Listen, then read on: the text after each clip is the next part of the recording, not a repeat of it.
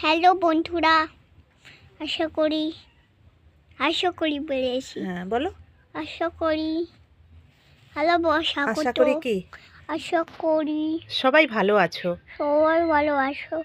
তারপরে আমাকে ফিনাল করো। তোমাকে ফ্রেন্ড করবে? হ্যাঁ। আচ্ছা, আর কি করবে বলো? ফিনাল কর। তো welcome back to my channel হাবিজাবি রান্নাঘরে তোমাদের সবাইকে স্বাগত। আশা করছি যে যেখানে আছো ভালো আছো আর সুস্থ আছো। তো দেখো, আজকে খুব সহজ পদ্ধতিতে একটা রান্না করলাম।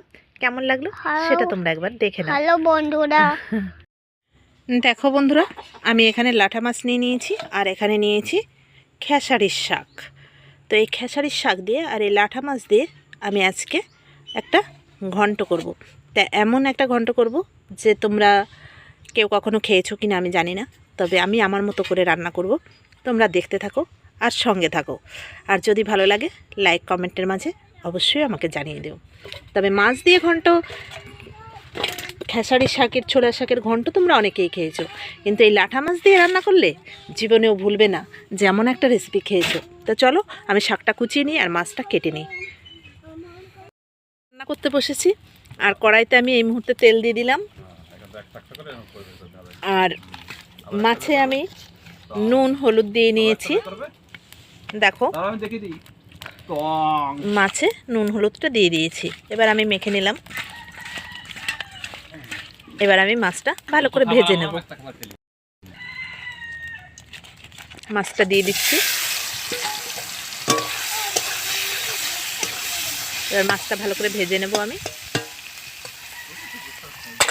আর দেখো, শাকটা আমি কুচিয়ে নিয়েছি বেশ করে। আর একটু আদা পরিষ্কার করে নিয়েছি, আদাটা আমি বেটে নেব। কাঁচা লঙ্কা চিরবো। দেখো, এখানে আমি মাছটা ভেজে নিয়েছি, মাছ ভাজা হয়ে গেছে। এবার আমি নামিয়ে নেব।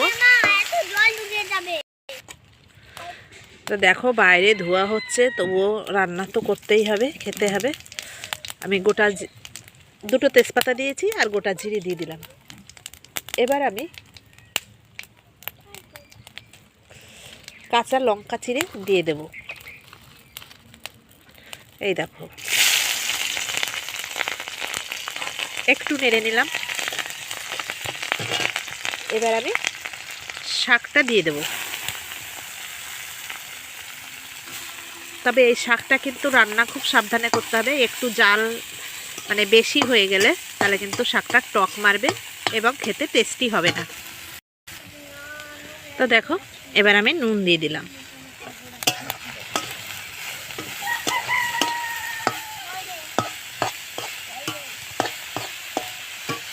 এবার আমি আদাটা বেটে নেব। দেখো, শাকটা বেশ আমার ভাজা ভাজা হয়ে গেছে। এবার আমি এখানে দিয়ে দেবো মাছ। এবার যেমন কম শাক তেমন আমি মাছটাও কম দিচ্ছি। দেখো, এবার এই শাকে কিন্তু মাছটা সবসময় একটু ভেঙে চুরি দিতে হয়, তাহলে টেস্ট হয় বেশি। দেখো, এবার আমি এখানে একটু আদা দিয়ে দিলাম। আর আমি দিয়ে দিলাম এখানে দেব এখন, এই দেখো, আমি চালের গুঁড়ো একটু গুলিয়ে নিয়েছি, এটা দিয়ে দিলাম। এবার ভালো করে আমি নাড়তেই থাকবো।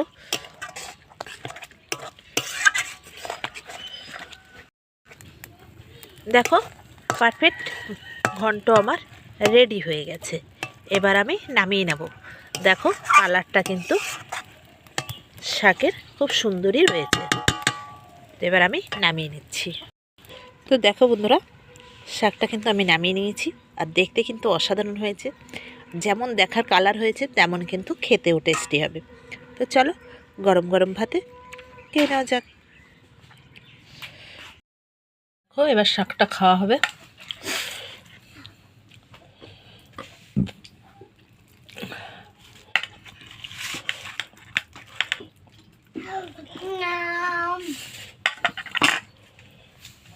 দেখো, আমি নিয়ে নিয়েছি।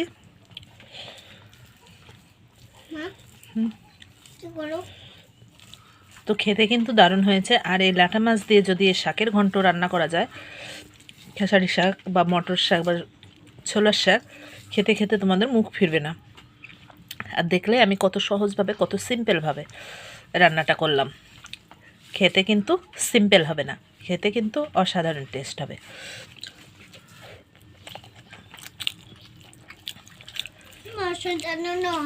হুম, কী হবে?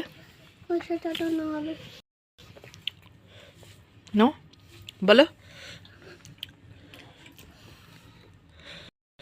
তো দেখো বাবুও কিন্তু খেতে বসে গেছে, বাবুও কিন্তু খাচ্ছে।